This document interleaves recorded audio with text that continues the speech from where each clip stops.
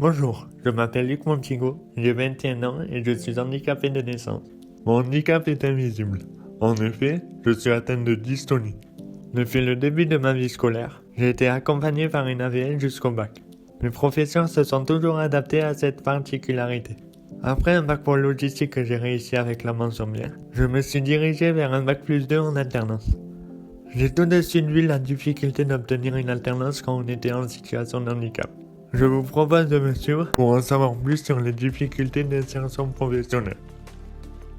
En France, le handicap touche 12 millions de personnes, soit 17% de la population. Mais est-ce un domaine réellement connu du grand public, et notamment du point de vue professionnel ? Nous avons réalisé un sondage auprès d'un échantillon de 61 personnes, hommes et femmes de tout âge. Afin de dresser une représentation sociale du handicap, nous leur avons demandé d'écrire les mots qui leur viennent à l'esprit en lisant handicap et emploi. Les 5 mots qui revenaient le plus étaient difficulté, adaptation, discrimination, inégalité et insertion. Pour aller plus loin, nous leur avons demandé quel était le taux de chômage des personnes en situation de handicap. Les résultats sont particulièrement hétéroclites. Ils se dispersent sur une fourchette allant de 3 à 93% de taux de chômage avec seulement 4,9% de bonnes réponses. Les résultats de ces sondages sont bien éloignés des faits actuels. Malgré une acceptation plus forte des personnes handicapées, leur insertion reste très difficile. En réalité, le taux de chômage des personnes en situation de handicap s'élève à 19%, alors que celui des personnes non handicapées est de 9,5%. Je reviens vers vous pour vous parler de l'IAE. En effet, suite à mon bac plus 2, j'ai pu intégrer l'IAE, et j'ai tout de suite vu la différence par rapport à mes anciens établissements. Au niveau de mon statut d'étudiant handicapé, je me suis senti moins seul. Le pôle handicapé de l'IAE m'accompagne tout au long de ma scolarité et aussi sur la recherche de stage. En effet, Luc peut se tourner vers Nathalie Boningue, la référente handicap administratif de l'IAE pour un suivi personnalisé. De plus, au sein d'AMU, il a à sa disposition de nombreux dispositifs pour l'aider dans ses recherches professionnelles. Luc peut par exemple participer à la Semaine européenne pour l'emploi des personnes handicapées, un événement de plus de 6000 participants avec une programmation riche et variée autour de 130 événements organisés à destination des personnes handicapées, des employeurs, des professionnels mais aussi du grand public.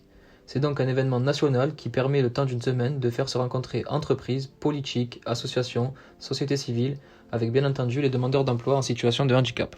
Parce qu'il est étudiant de l'IAE, Luc peut également participer au Mardi du handicap, des journées de recrutement en faveur des personnes en situation de handicap organisées par Job in Live.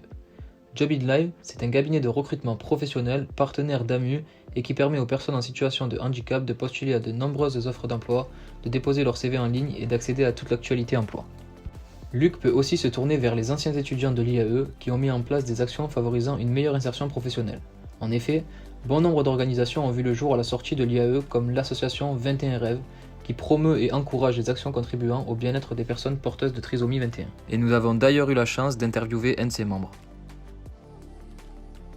Je m'appelle Mélissa, je suis issue d'une formation juridique. Je suis en double compétence en Master 2 RH. Alors j'ai rejoint l'association 21 Rêves parce que j'ai fait la rencontre de Mathilda qui est présidente de cette association. Mathilda a un frère trisomique et moi j'ai une sœur autiste et donc quand on s'est rencontrés ça a tout de suite matché parce que on a vécu à peu près la même chose. Des ateliers qui sont en train de se mettre en place pour la création de CV. On est également sur des projets de sorte de lettres de motivation.